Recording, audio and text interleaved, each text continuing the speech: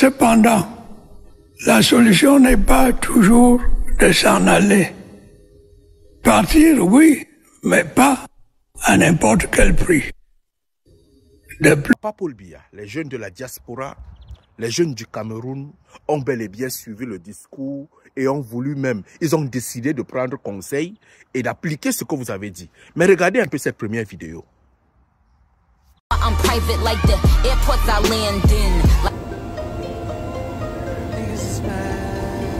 Hey friendos. Et celle-ci.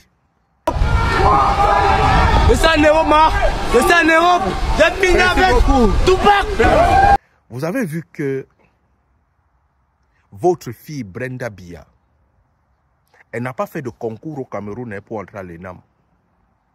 Elle n'a même peut-être pas payé les dossiers pour aller à l'ENAM. Mais elle a abandonné l'ENAM. Elle est venue en Europe dans un jet privé pour devenir artiste musicienne. On l'appelle Brenda, artiste musicienne du Cameroun aujourd'hui. Elle vient pour apprendre la musique. Elle vient pour apprendre à danser. Elle vient pour apprendre à chanter avec un jet privé. Les jeunes ne doivent pas voyager. Il y a un autre jeune qui est arrivé. Lui, il est venu par la mer. Certainement, il a essayé tous les concours au Cameroun. Il a même négocié. Il a tout fait. On a bouffé son argent. Il a compris que je ne partirai jamais à l'ENAM. Même les nièges, je ne peux pas faire. Et même si je fais le niège, je n'aurai pas mon salaire. Il a fui. Lorsqu'il est arrivé en Europe, la première des choses qu'il a dit, « Maman, je suis arrivé, je vais te sauver la vie. » Je vais te sauver la vie tout simplement parce que à l'hôpital La Kentini, dans les grands hôpitaux du Cameroun, nos mamans meurent en faisant accoucher, en mettant au monde. Nos mamans meurent en tombant même simplement enceinte. Combien de personnes? Si Brenda était malade, c'est un jet privé qui l'amènera en Europe. Mais Papa Paul, vous proposez aux jeunes de ne pas voyager, de ne pas sortir. Moi-même, j'en parle tous les jours, je dis ça aux jeunes. Ne sortez pas. Mais ces jeunes-là, ils cherchent véritablement la piste de l'avenir. Parce que ce soit le Ben Sikin, que ce soit la vente des fleurs, que ce soit même la vente du piment, tout est compliqué dans ce pays. La dernière décision, c'est de faire quoi? C'est de vendre leur terrain à ces Chinois, à ces personnes qui viennent et qui deviennent des chefs dans votre pays, qui viennent, qui vous commandent, qui achètent les terres. Lorsque vous partez travailler chez eux, ils ont le droit de prendre la chicotte pour pouvoir te fouetter dans ton pays. Papa Paul, c'est dans ce pays-là que tu demandes véritablement aux jeunes Camerounais de pouvoir rester et de continuer véritablement à faire plein de choses, de continuer à croire à l'avenir. Non, je ne pense pas. Je pense que c'est parce que tu as déjà pris de l'âge, tu as déjà à un certain niveau vieilli, tu ne connais pas comment évolue le monde. Tu ne connais pas comment est-ce que l'extérieur se retrouve aujourd'hui.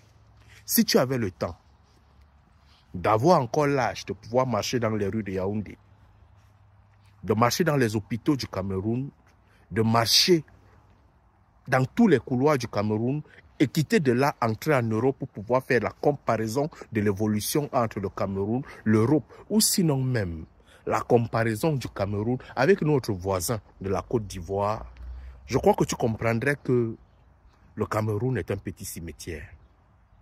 Il faut aller à l'extérieur, se battre. Lorsque tu finis de te battre, tu meurs, on rentre t'enterrer.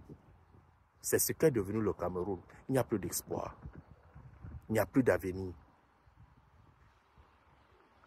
Cherche à offrir l'avenir à ces jeunes comme tu l'as offert à Brenda. Que les jeunes Camerounais aient aussi le courage de sortir en jet privé pour venir simplement visiter. Et lorsqu'ils viennent visiter, qu'ils apprennent de l'Europe pour pouvoir rentrer, transformer leur pays. Donne-leur cette opportunité. Qu'ils aient l'opportunité de réussir au concours. Qu'ils aient l'opportunité d'entrer, de devenir des médecins qui sont capables de sauver des vies. Parce que les médecins là ne sauvent pas des vies parce qu'on les paye 200 000 francs. D'autres on ne paye même pas. Les enseignants, ils ne sont plus capables d'éduquer les jeunes pour leur dire ne sortez pas, l'avenir c'est ici. Parce que lui-même lorsqu'il veut l'éduquer, il connaît qu'il n'a pas de salaire à la fin du mois.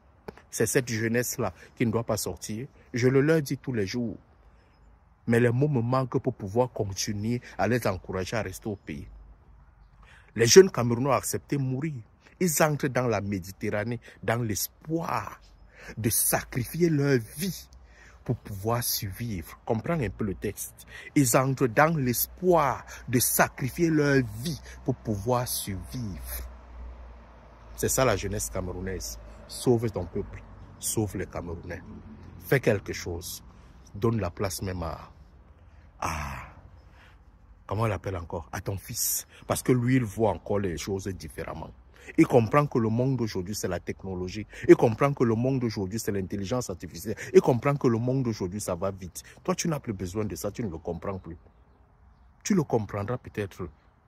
Sois le grand-père qui encadre la jeunesse camerounaise. Allume ton cerveau, mon frère.